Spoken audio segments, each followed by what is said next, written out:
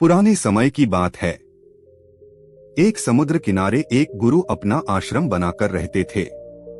हजारों शिष्यों उनसे ज्ञान ग्रहण करने के लिए दूर दूर से उनके पास आते थे। एक बार उस आश्रम में एक सम्राट अपने बेटे को लेकर आया। उस सम्राट ने गुरु से प्रार्थना की कि आप मेरे बेटे को अपने आश्रम में रख लें और अपने तरीके से उसे ज्ञान दें। आश्रम में बिल्कुल भी ऐसा नहीं लगना चाहिए कि वह किसी सम्राट का बेटा है। उसको बिल्कुल साधारण शिष्यों की तरह ही ज्ञान देने की कृपा करें। गुरु ने मुस्कुराते हुए कहा, एक सम्राट तभी ज्ञान प्राप्त कर सकता है जब वो अपने आप को एक साधारण इंसान समझे। यही ज्ञान प्राप्त करने की सबसे पहली सीढ़ी है। गुरु ने सम्राट से कहा, तुम निश्चित रहो, आज से तुम्हारे बेटे की जिम्मेदारी मेरे कंधों पर रहेंगी। यह कहकर गुरु सम्राट के बेटे को अपने साथ समुद्र के किनारे टहलने के लिए लेकर आ गए। आश्रम के काफी सारे बच्चे सम्राट के बेटे को देखकर उसकी तरफ आकर्षित हो रहे थे और उससे दोस्ती करना चाहते थे। जब सम्राट का बेटा और गुरु समुद्र के किनारे टहल रहे थे तो अचानक से सम्राट का बेटा फूट फूट कर रोने लगा, क्योंकि अभी वह सिर्फ 12 साल का था और 12 साल की उम्र में उसके पिता ने उसे अपने से दूर कर दिया। ये सदमा वो बच्चा सहन नहीं कर पा रहा था। वो यह समझ नहीं पा रहा था कि उसके पिता उसकी भलाई के लिए उसे इस जगह क्यों छोड़कर गए। उसे रोते हुए देखकर गुरु ने उससे कहा कि बेटा, मैं तुम्हें चुप नहीं करूंगा। हो सकता है कि आज मैं तुम्हारे आंसू पोंछ दूं, लेकिन कल तुम फिर से अपने आप को अकेला पाओगे।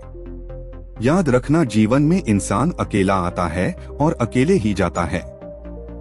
जितनी जल्दी इंसान इन बातों को समझ लेता है, वो उतनी ही जल्दी आत्मज्ञानी रास्ते पर निकल पड़ता है। गुरु ने अपनी बात आगे बढ़ाते हुए कहा कि जो इंसान अकेला रहना सीख लेता है वही खुद से प्यार कर सकता है, और जो खुद से प्यार करता है वो किसी के भी जाने का अफसोस नहीं करता। शुरुआत में तुम्हें समस्या आएगी, लेकिन कुछ दिनों के बाद तुम्हें इसकी आदत हो जाएगी और उसके बाद तुम्हें ये जगह अच्छी लगने लगी। गुरु शिष्य को अपने साथ लेकर वापस लौट आए। सम्राट के बेटे को भी अब थोड़ा अच्छा लग रहा था। गुरु ने भी उसे काफी दिलासा दिया और अपने गुरु की आंखों में शांति देखकर उसका मन भी अब शांत हो गया था। कुछ दिनों के बाद सम्राट के बेटे की दोस्ती आश्रम के काफी सारे बच्चों से हो गई। वो उन बच्चों के साथ घूमता और अपना ज्यादातर समय उन्हीं के साथ बिताता था। आखिरकार सम्राट का बेटा था, सुख सुविधाओं में पला बढ़ा था। अब आश्रम में भी उसके दिन वैसे ही गुजरने लगे थे जैसे महल में गुजर रहे थे। ऐसा नहीं था कि गुरु को कुछ पता नहीं था, पर उसके गुरु उसे अलग तरीके से ज्ञान देना चाहते थे। बच्चों को ज्ञान आप उपदेश देकर नहीं दे सकते, उनको साक्षात्कार करना पड़ता है, तभी वो उन बातों को समझ सकते हैं। जिसको को आप समझाना चाहते हैं, गुरुजी उसको बोलकर नहीं समझाना चाहते थे। वो मन ही मन में सोच रहे थे कि अगर मैं इसको बोलकर समझाऊंगा तो इसको कभी भी समझ नहीं आएगा। इसलिए मुझे इसको एहसास कराना पड़ेगा कि अकेले रहने से ही तुम अपनी शक्ति को जान पाओगे। ये सीख देने के लिए गुरु एक दिन शिष्य को अपने साथ एक पहाड़ी पर लेकर चले गए। पहाड़ी पर पहुंचकर गुरु ने शिष्य से कहा कि अब तुम्हारा ज्ञान पूरा हो चुका है, बस एक आखिरी रात तुम्हें यहाँ पर बितानी होगी। उसके बाद अगले दिन शाम को तुम तुम्हारे राजमहल में ही वापस चले जाओगे। वह बच्चा यह सुनकर बहुत खुश हो गया कि अब वह वापस राजमहल चला जाएगा। उसने गुरु से पूछा कि गुरुजी, मुझे आज रात आप यहाँ पहाड़ी पर क्यों छोड़ रहे हैं? आखिर मुझे कौन सा आखिरी ज्ञान प्राप्त करना है? गुरु ने मुस्कुराते हुए कहा कि यहाँ पर चट्टान के पीछे तुम्हें छिपकर बैठना होगा।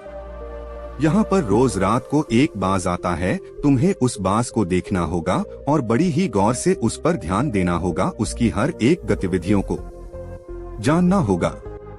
देखने के बाद अगले दिन अगर तुम उस बाज की खूबियाँ मुझे बता पाओगे तो मैं तुम्हें तुम्हारे महल में वापस भेज दूंगा। और हाँ, सुबह आने से पहले एक बात पर और ध्यान देना है, एक चरवाहा यहाँ पर अपनी भेड़ों को चराने आता है। तुम्हें उन भेड़ों की गतिविधि और बाज की गतिविधियों पर पूरा ध्यान देना है। अगर तुम यह काम कर पाए तो मैं तुम्हें तुम्हारे पिता के पास वापस भिजवा दूंगा। ये बात सुनकर शिष्य उस पहाड़ के पीछे छुप गया का इंतजार करने लगा। काफी वक्त बीत जाने के बाद वहाँ पर बाज अपने बच्चों के साथ पहुँचा। सम्राट के बेटे ने पूरी रात उसकी गतिविधियों पर बहुत ही ध्यान से नजर रखी और सुबह होने के बाद जब चरवाहा अपनी भेड़ों को चराने के लिए आया तो उसने एक बहुत ही चौंका देने वाले दृश्य को देखा। उसने देखा कि बाज एक भेड़ को अपने पंजे में दबाकर आसमान में उड़ गया। उसने उस भेड़ के बच्चे का शिकार कर लिया।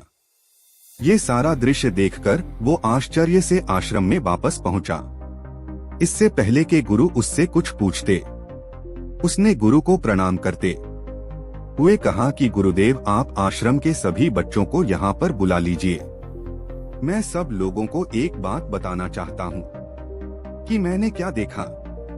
जब आश्रम के सभी बच्चे वहाँ पर पहुँच गए तो सम्राट के बेटे ने कहा, मैंने जीवन में बहुत से पक्षियों को देखा है, मगर बाज उन सभी पक्षियों में से सबसे अद्भुत है, सबसे अलग होता है।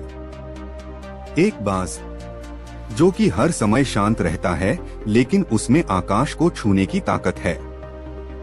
एक बार जब बाज अपने शिकार को निश्चित कर लेता है तो उसी शिकार पर अपनी नजरें गड़ाए रखता है, फिर चाहे वह कितनी भी ऊंचाई पर क्यों न उड़ रहा हो, कितना ही बड़ा तूफान क्यों न आ जाए, लेकिन उसकी नजर हमेशा अपने लक्ष्य पर ही होती है।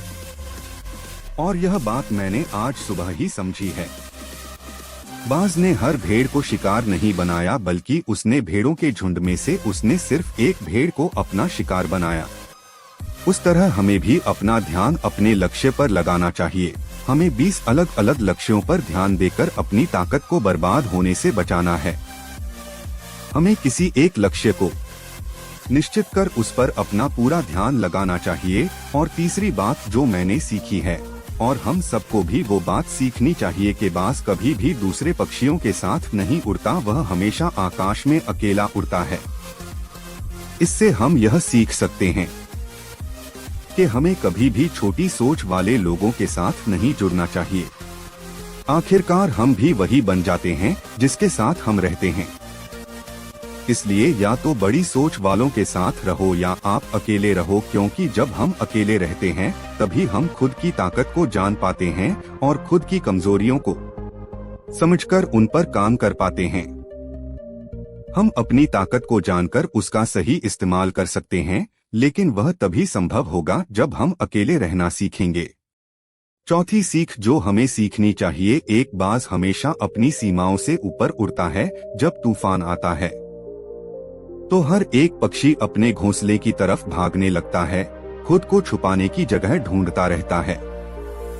लेकिन बाज ऐसा नहीं करता। वह खुद की सीमाओं को तोड़कर आसमान की खतरनाक ऊंचाइयों पर उड़ता है और खुद को मजबूत बनाता है। उसकी ये बातें सुनकर गुरु ने अपनी बात खत्म करते हुए कहा कि मैं आज रात इस सम्राट के बेटे को इसके राजमहल में वापस भेजने जा रहा हूँ, क्योंकि इसका ज्ञान यहाँ पर पूरा हो चुका है। ये कहकर गुरु सम्राट के बेटे का हाथ पकड़ के राजमहल की तरफ रवाना हो गए और बाकी के सभी बच्चे उन्हें पीछे से जाते हुए देख रहे थे।